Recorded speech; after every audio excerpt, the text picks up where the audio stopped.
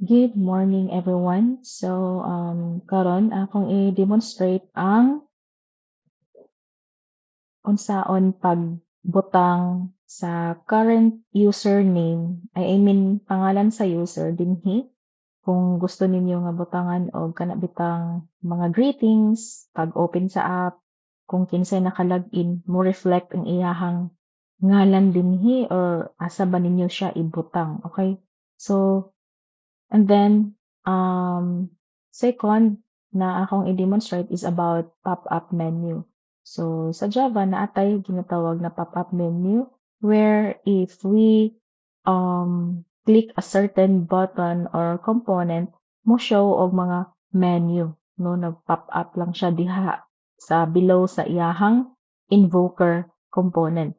Okay? So, invoker kay siya ang mo-trigger nga para mo-show niya nga mga menu, okay? And then, each menu pwede nato na sila ang mga each menu, mga button po na sila 'no, na can be triggered also. Then na mo perform sa certain action, okay? So, pwede ta makabutang og mga code ani kung unsay iyang purpose. Like for example, if i-click na tong logout, siyempre kung mag-logout na ta like sa ato ang Facebook application nga 'pag mag-logout ta or sign out, moadto dayon siya sa mobalik siya sa login page. So, the same thing here na idea ato siyang i-apply 'no kung naa tay mga logout. It depends 'no kung ang inyong logout is naa sa sidebar, it's fine, okay lang na. Pero kanang to those group nga na ang ilahang structure sa ilang design is ingani, pwede ra, okay? So, it's up to you. It's your choice. Alright? So, pag i-click na tong logout, mobalik to siya sa login. Okay? Yan. So, pag i-click na to ni again, kani si account settings, of course, moto nga tong page na mo view sa mga username, sa password niya, sa ngalan niya, para pwede niya i-change time to time ang iyahang username, iyahang ngalan, or iyahang password. Okay? So, yes, that's it. So, how to implement that feature? Um, ano lang, sundan niyo lang ako, just follow. You can pause the video para masunod ninyo. Okay, so let's go to our NetBeans. Dahil sa atong NetBeans, let's muna, i-delete muna natin delete nato ning kuan akong nahimo 'no. Ipa-delete sana ako kung man nahimo kay mobalik ta sa start.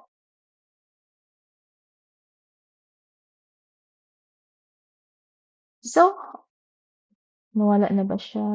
Okay, wala na. Alright, so sa previous na ako nga na demonstration about Dani na gamit ang project nila ni Ira. So, sequel lang ni siya dagto no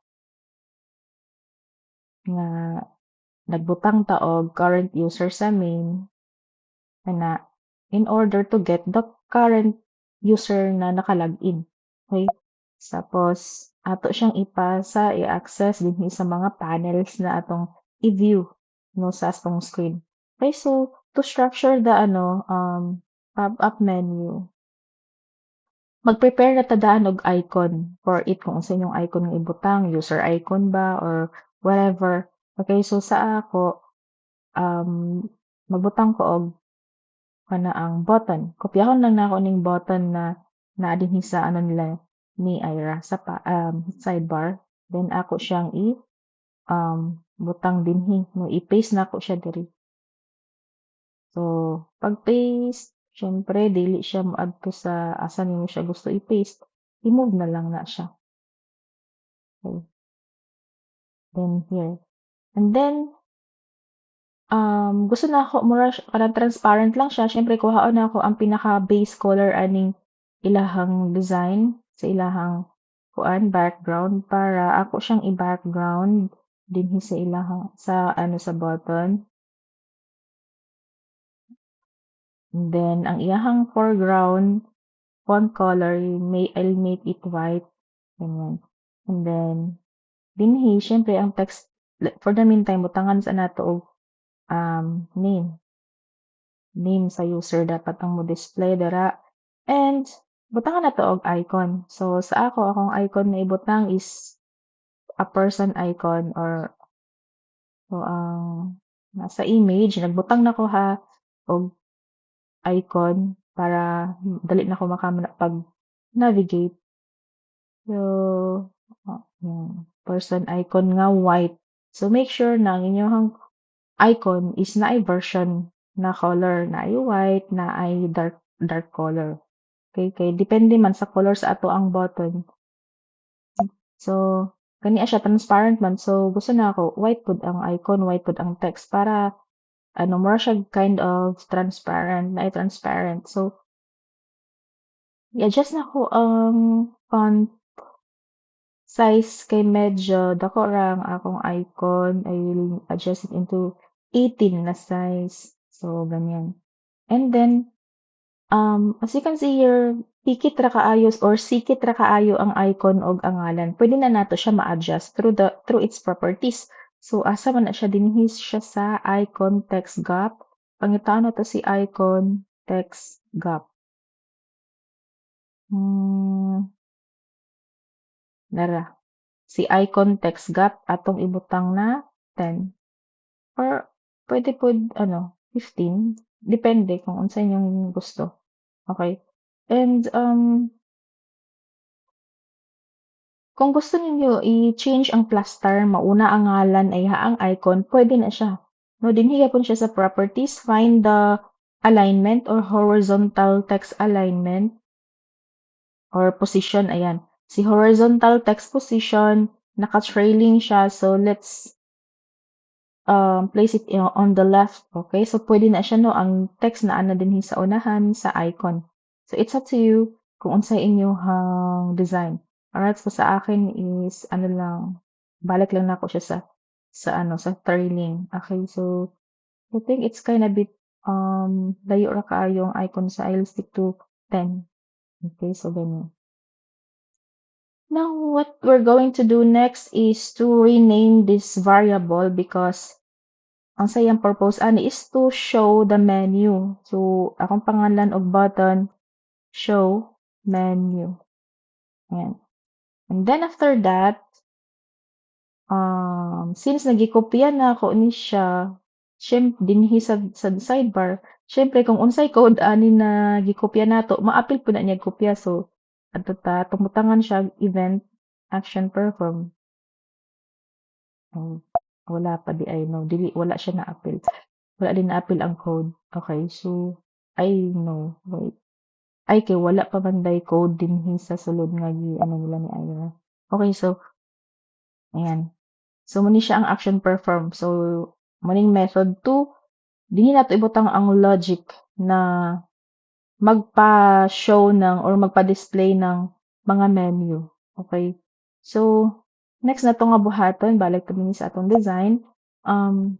Mag-drag ta or mag-create ta og J-pop-up menu gikan sa ato ang palette. Ayan. Pangitaon lang nato dinhi ang pop-up menu. Under sa swing menus na ay pop-up menu dinha. I-click lang na nato siya and then just drag anywhere in your workspace. Maskin asa ninyo i-click lang na inyo bisan asa dira, okay? As you can see here, dili ninyo siya makita. It's because of pop-up nga siya. Ay hara siya mo show kung i-click na to ang button. So, pero dinhi sa atong navigator, sa ato ang components, makita na to siya. Naa siya under sa other components, nasa kilid.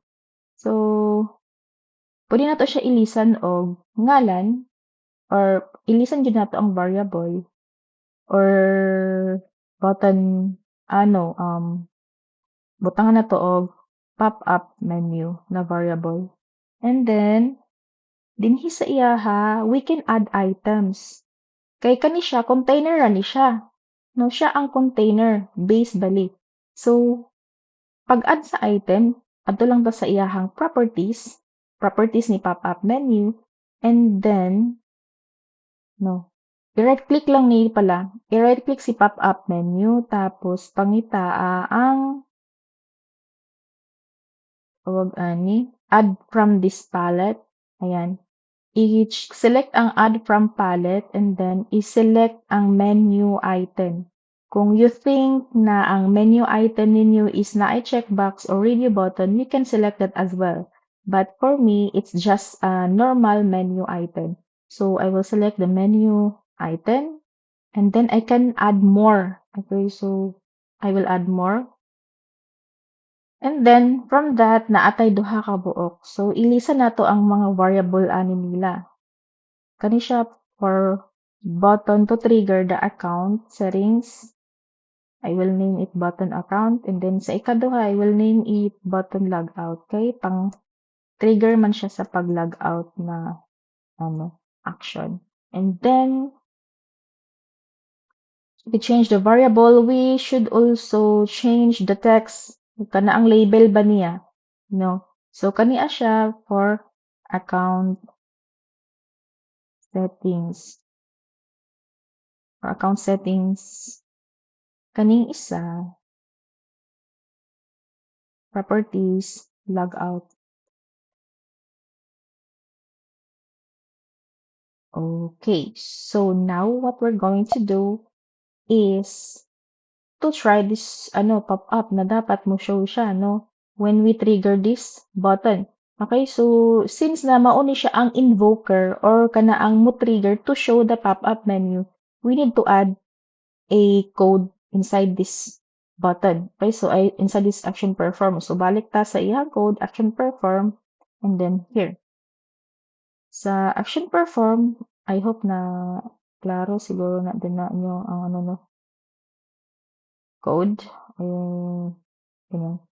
Dinhi sa sa button show pop-up menu dinhi nato ibutang ang atong logic, okay? Nga i-perform ani nga button pag once it is being clicked. Okay, so unang-una, unsa may ngalan sa ato ang menu? Variable, the variable name of our menu. Pangitaon nato. Okay. So ayan, muni si pop-up menu.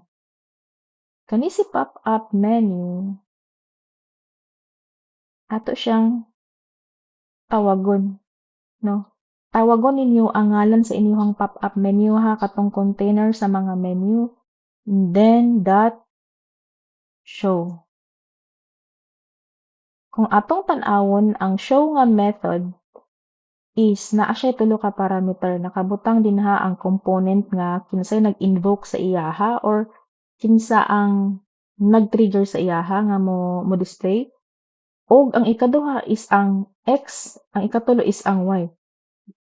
Kani sila ang int X and Y. This is the position kung asa sila ipa-show.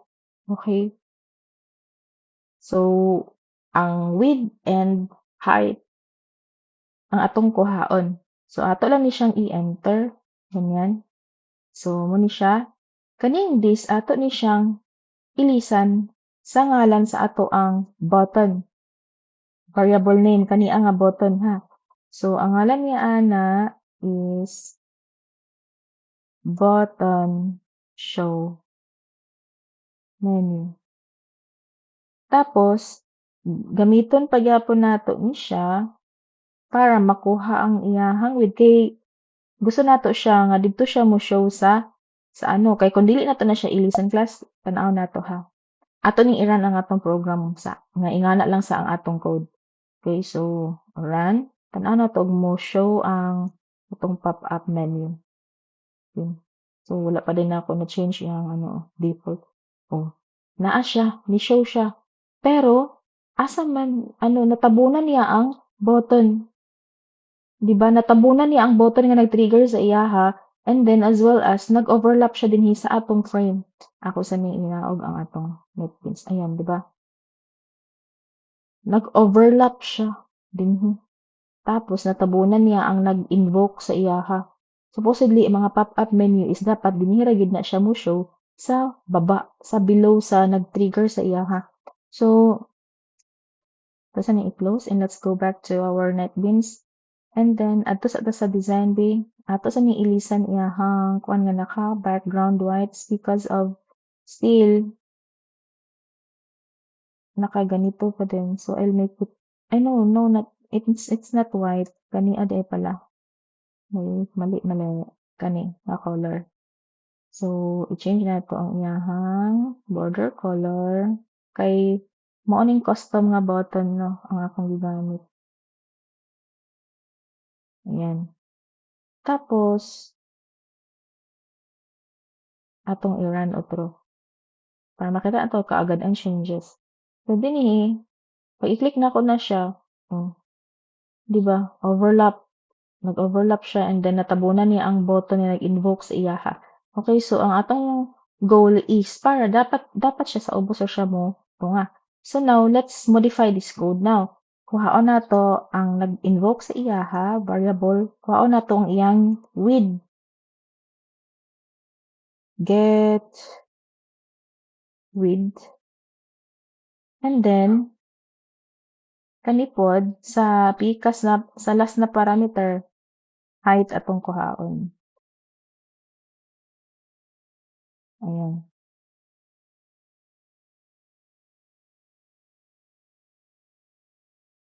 So pop-up menu dot show tapos tulo ka parameter ang invoker and then ang width sa invoker and then ang height sa invoker. So let's run this program so that we will see the changes right away. So, oh, see, naa siya sa kilid. So ang position niya sa X is nag-start siya sa end sa button.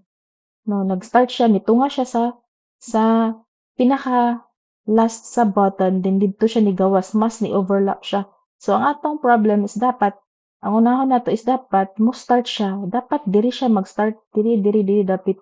Dinhi dapat siya mag-start, ay din siya mo ganun. Okay, so ang atong i-adjust na ni class ang atong gi-define na width ang second parameter. So, ato siyang maynusan sa kaning kaning pop-up menu na preferred size dot get preferred size dot width.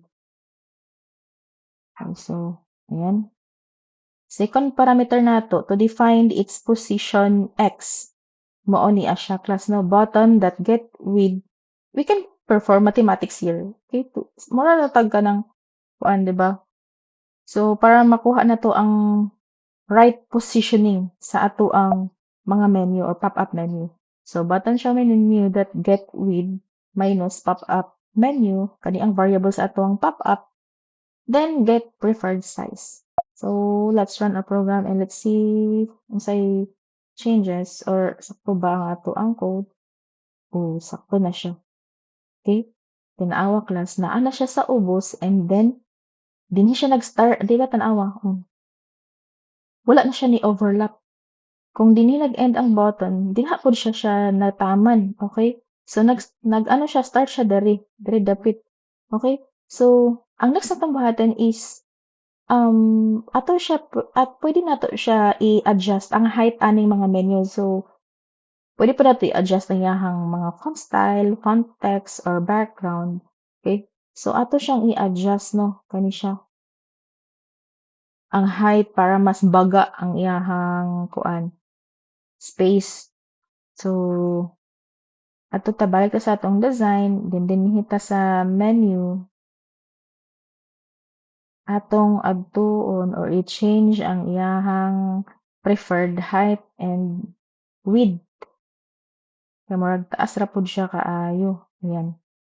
Ayan. Kani, instead na 23, we will make it into 40. And then, ang isa pod, syempre, atong i-change. Kada menu, syempre, isa-isahon nato na siya change na mo nang naka-kuan diri. So,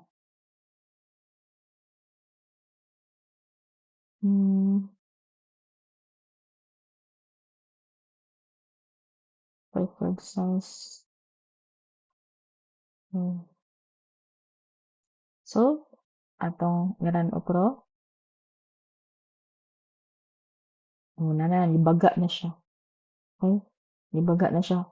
And mapansin ninyo class na iyang arrow is ano pa kanaang cursor na normal cursor. So, ang normally ang mga button, they are clickable component. Usually ang atong i-cursor ana siya is ang katubitang murag kamot, hand cursor. So, unsaon man nato na pag-change. So, we can change it here sa ato ang design dinhita mo direct og change para ma-select nato ang tanan component nga i-change nato the same component.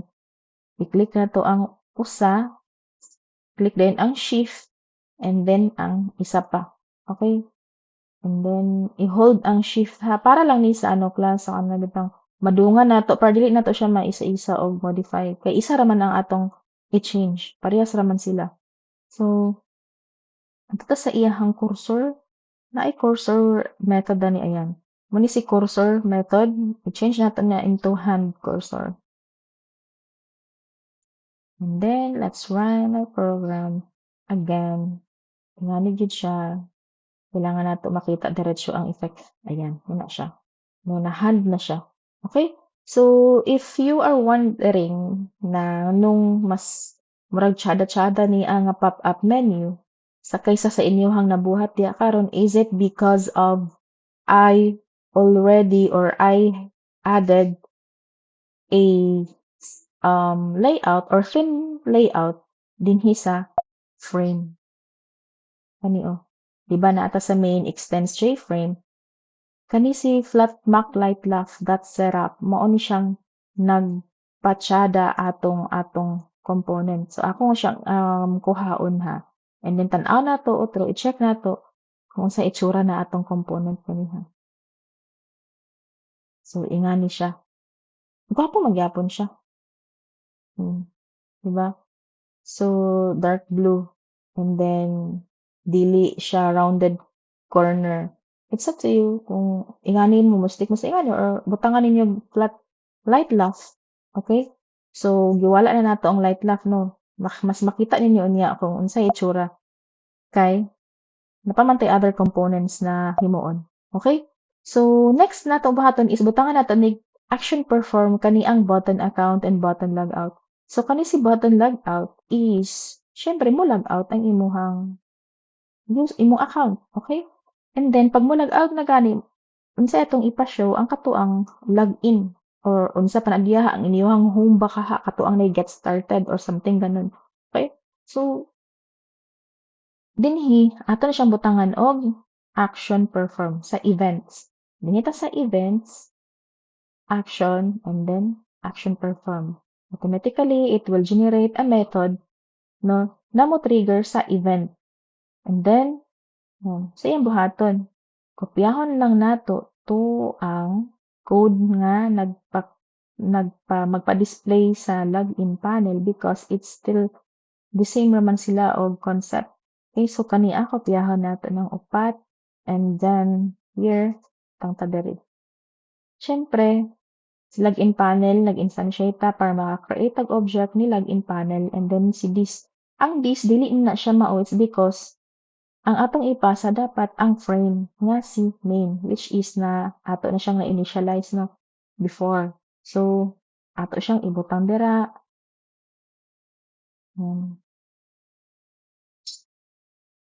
Pareha ra ni siya actually sa login panel nga code class ha nga pag-click natong login ang moto nga is ang dashboard. So ingani ra gid siya na ganun. Dashboard and ganyan. Pwede ra nga kanina inyong kapihon ganyan. So diri login panel, sa login panel ang moto nga. Pwede ato ni ira na tong code. Click. Pag-click nato sa logout, moto nga ang login. That's it. Ingana lang siya. Then I can log in back again. Ganun. Then I can click ulit-ulit log out, log in, log out. Zara. Alright? So, ingana lang ang pagbutang og mga kana bitang i-execute na mga instructions no. Muna iyang instruction pag i-click ang button logout, ang instruction nga buhaton niya is kuhaon niya ang panel nga mopuli sa iyaha nga content dito sa mainframe and then gitawag nato ang set content pane, ang path, ang set location relative to na nakanal. Okay, so gano'n lang. Kani sila magbalik-balik kini sila no kung naa kay i-navigate na mga pages to pages. And then next is what naatay ikuan i-show na dialogue. Unya na ang dialogue. So kania lang si main ato ni siyang i-dynamic change. Okay, so kung unsay ngalan ni user dapat mo reflect diri. So asa nato na siya buhaton? Dinhi ta balik ta sa source code sa dashboard and then naa naman tay name diri.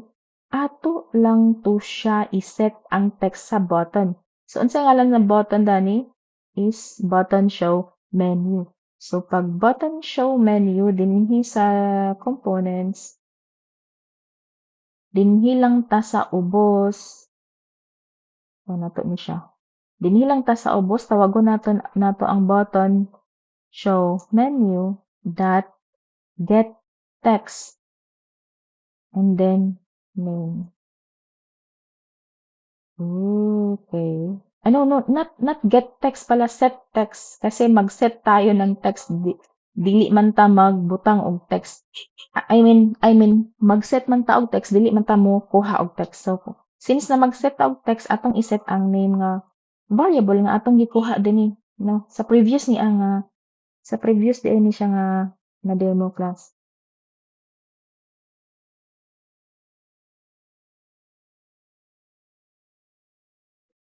So,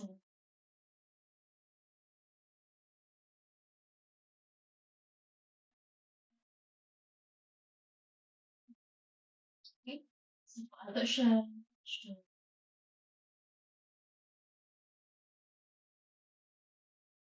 Ano siya? Code. Tawag nato siya menu that set text. Na natawag ito.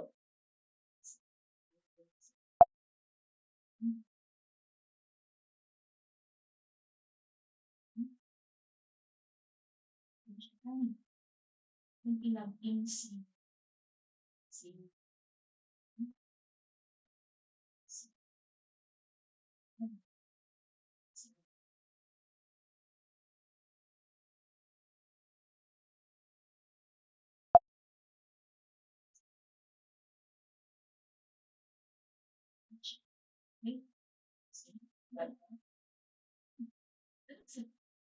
that's all the design.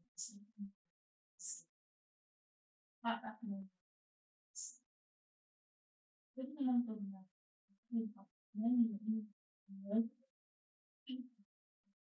same naman siya. Depende sa tao. I-perform na ito. That's all. That's not. Hindi mo isa. Wait na ako sa bot.